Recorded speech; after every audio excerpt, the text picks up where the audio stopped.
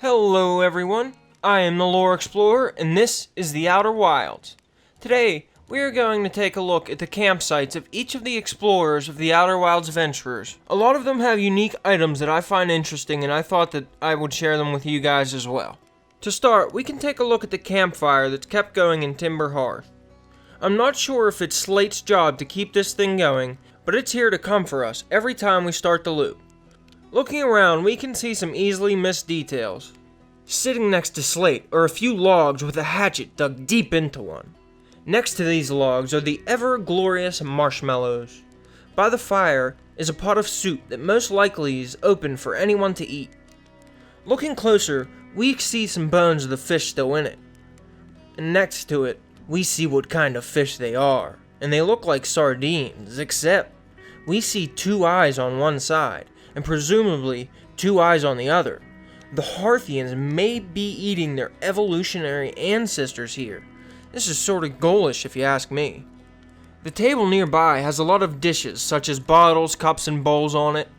A small spork even sits by that astronauts are able to clip onto their suit. A wrench even sits on the table, but I'm guessing that's because Slate's the one who works on our ships. Underneath the table is more marshmallows, as well as a case of flasks. These probably contain water, but they may contain alcohol instead. The devs seem to put a lot of design into this campfire, and it screams, pull up a log and grab a Milo. The entire Outer Wilds solar system is filled with hazards. There are a few safe havens beyond that launch tower, but the adventurers' campfires serve as beacons of safety, always waiting for us if we run out of oxygen or fuel. Let's head to Ember's twin and visit Church. With Chert banging on his bongos, we get a glimpse at what the astronomer sees daily. Chert has a pretty nice camp here. They also have their woodpile and soup by the fire, but we also see the explorers make sure to keep their tools handy even in their camp. By the fire and marshmallows lay a pillow Chert used to pad their little space booty as they roast a toasty marshmallow. But the crowning jewel of Church camp is definitely their telescope. This thing looks like a beast. If we didn't know any better, we can mistake this thing for a giant scout launcher. Awesomely, the telescope has two eyepieces because of course it does.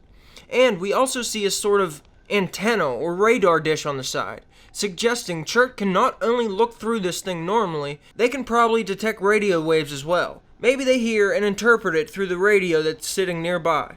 The next campfire we will visit is Riebeck on Brittle Hollow. Now, we all know Riebeck is down below, camping on a perch, hanging just above a black hole. But they also had a temporary camp near the Gravity Crystal Workshop. Lighting the campfire, we can look at the notes Riebeck pinged to the wall like a madman. Riebeck's current camp has a pretty spectacular view as well. It rivals Church if you ask me. Black holes be damned, I feel safe here. By the fire, listening to a friend play music. We can see all the normal things here for the campfires, like the dishes and the mallows. They even have their spork hanging next to the teapot, above the fire. The cool thing about this camp is Riebeck has commandeered some nomai artifacts. They have two nomai creations. I can't tell exactly what they're meant to be because Riebeck is using them as both storage for papers and a table, but I think saw them being used to store ore at Timber's Hearth. I find it nice how each explorer has made their camp their own. Riebeck must have pillaged these during their time exploring Brittle Hollow, as I doubt the museum would lend them out willy-nilly. As always, Gabbro is a bit of an odd man out. He hasn't just set up a campfire, they have their own island. Down at sea level, Gabbro lay comfortably, rocking back and forth in a hammock. When they aren't playing jams themselves, they're probably listen to the radio to relax. With all this rainfall, it's no wonder Gabbro is able to meditate and relax so easily.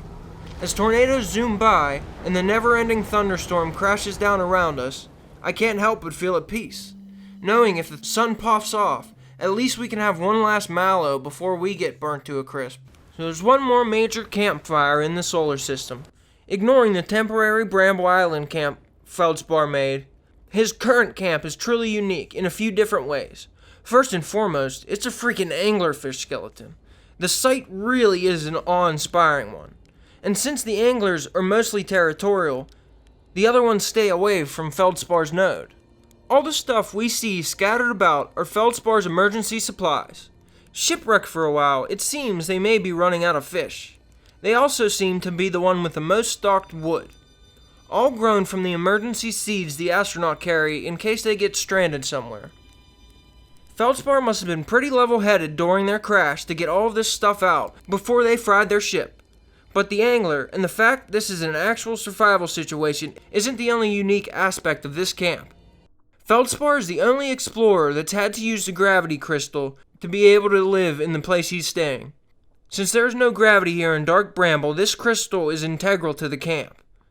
Most of the camps only have small differences, but I thought they were pretty cool and interesting, and I figured I would take you guys along for the ride. For now, this is the Lore Explorer diving deep into the story so you don't have to.